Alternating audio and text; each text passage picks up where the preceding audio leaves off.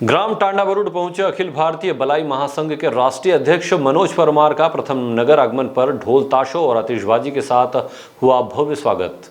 ग्राम टांडा बरूड में अखिल भारतीय बलाई महासंघ के राष्ट्रीय अध्यक्ष मनोज परमार का भाजपा मंडल अध्यक्ष बरूड विजय सोनारे एवं विश्व हिंदू परिषद, बजरंग दल कार्यकर्ताओं और व्यापारियों ने आतिशबाजी और पुष्पवर्षा कर मंच लगाकर भव्य स्वागत किया। स्वागत करने वालों में पूर्व सरपंच गीना आछाले, दीपक वर्मा, पहलवान भोलू नेताजी, शेखर कुमरावत, सुदेश गनवानी, दिनेश कुमरावत, अमन भावसार, भाजपा मंडल मीडिया प्रभारी सुनील दवाने सहित सैकड़ों कार्यकर्ता शामिल हुए हैं। माता की जय, माता की जय, भारत माता की जय, भारत माता की वंदे वंदे मातरम। आज बरूड में रहने वाले मेरे समग्र हिंदू समाज, सनातनी समाज के द्वारा जो मेरा सत्कार किया गया, जो प्रेम और आपने जो स्नेह लुटाया, मैं आप सबका दोनों हाथ जोड़कर प्रणाम करता हूं, नमन करता हूं और आभार व्यक्त करता हूं कि ऐसे भाई और ऐसे परिवार जो हमें मिला है, जो हमारा हिम्मत और हौसला दोनों अफजाई करते हैं। आप हमारे हौसला हो, आप हमारी ऊर्जा हो। जो हिंदुत्व की पताका आदरणीय मोदी जी पूरे देश भर में लहरा रहे हैं, अभी बिहार में भी लहरा रही है। वहाँ बिहार के अंदर जो देशद्रोही थे, जो समाज को बांटने का काम कर रहे थे, हिंदुत्व को तोड़ने का काम कर रहे थे, उन सब ने मुंह की खाई है। ये बिहार की जीत, आपकी जीत है, हिंदुत्व की जीत है और सनातन की जीत है। धर्म नहीं होता, आपका क्या विचार है? जो लोग ये कहते हैं कि आतंकवाद का धर्म नहीं होता, इन्होंने ही सबसे ज्यादा देश का नुकसान किया।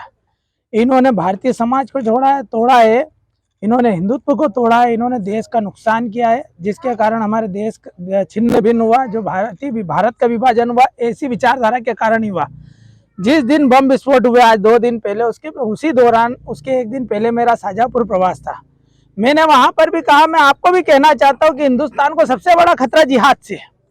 जिहाद जो है, मूत्र जिहाद भी है, उसके कई प्रकार है। थूक जिहाद भी है, मूत्र जिहाद भी है, लव जिहाद भी है, लैंड जिहाद भी है और धर्मांतरण जिहाद भी। और अंत में मैं बताना चाहता हूं कि शिक्षा जिहाद।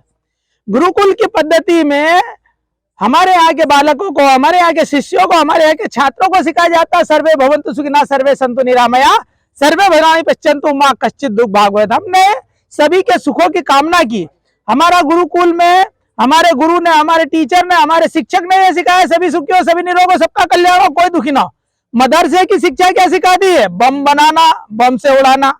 मदरसे की शिक्षा सिखाती है ट्रेन को जलाना, ट्रेन को पलटा देना, ट्रेन की पटरियां उखाड़ देना।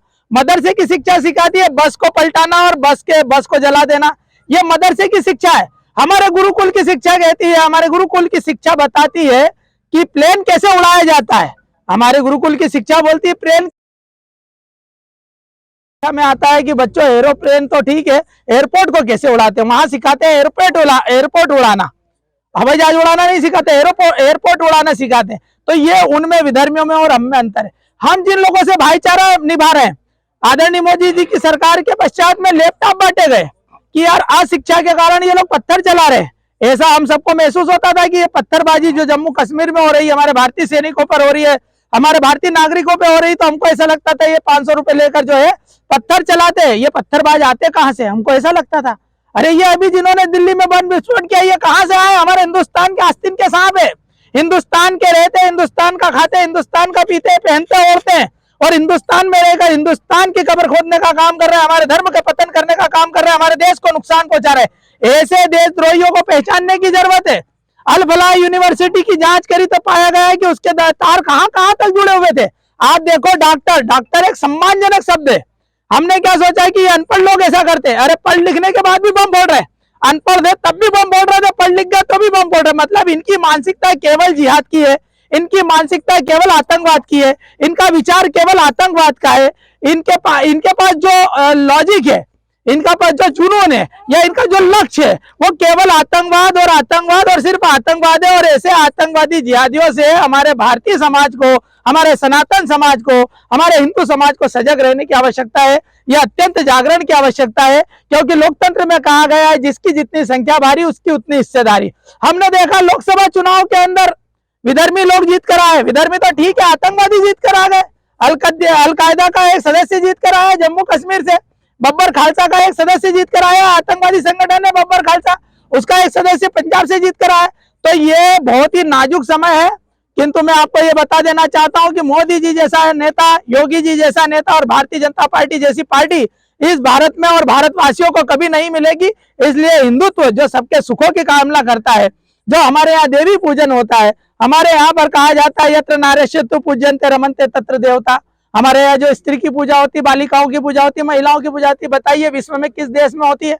विश्व में किसी देश में महिला की पूजा नहीं होती। हमारे यहाँ भारत माता की जय बोला जाता है, विश्व में 250 से ज्यादा देश है, किसी देश की जय नहीं बोली जाती, किसी ने नहीं बोला जापान माता की जय, अमेरिका माता की जय, ऑस्ट्रेलिया माता की जय, केवल भारत भूमि को ही जय के नाम से बोला जाता है, क्योंकि ये मातृत्व का भाव है। ये जननी जन्मभूमि स्वर्गादपि गरीयसी, ये भगवान श्री राम का वाक्य जो हमारे आदर्श है, जो हमारे प्रेरणा पुरुष है, जो हमारे भगवान है, हमारे ईश्वर है, हम उनके आदर्शों पे चलने वाले लोग हैं। किंतु हमारी विनम्रता को कोई कायरता नहीं समझे। अब हिंदू समाज जाग गया और लगातार जागरण हमारा संघ का और संघ के स्वयं सेवकों का बिल्कुल लगातार चल रहा है। यहाँ पर बजरंग दल के कार्यकर्ता, विश्व हिंदू परिषद के कार्यकर्ता इस जन जागरण में अभूतपूर्व सहयोग देते हैं और इस जन जागरण को कायम रखे हुए, और हम चाहते भी हैं कि ऐसे जिहादी मानसिकता के लोगों को इस देश में रहने का अधिकार नहीं है, जो वंदे मातरम नहीं बोलते, जो भारत माता की जय नहीं बोलते, जो अपनी माँ को माँ नहीं बोलता तो उसको वंदे मातरम बोलने का हक नहीं है, जो अपनी माँ को माँ नहीं बोलता, अपने बाप को बाप नहीं बोलता, वो भारत माता की जय भी नहीं बोल सकता। ऐसे लोगों को हिंदुस्तान से बाहर फेंक देना चाहिए। इनको जेल में मत डालो, इनको पाकिस्तान भेजो, इनको बांग्लादेश भेजो, इनको सीरिया भेजो, इनको अफगानिस्तान भेजो, तो इनको इनकी औकात याद आ जाएगी। मेरा तो ये कहना है आप लोकतंत्र के चौथा स्तंभ से। टांडा बरूड से योगेश कुशवाहा की रिपोर्ट।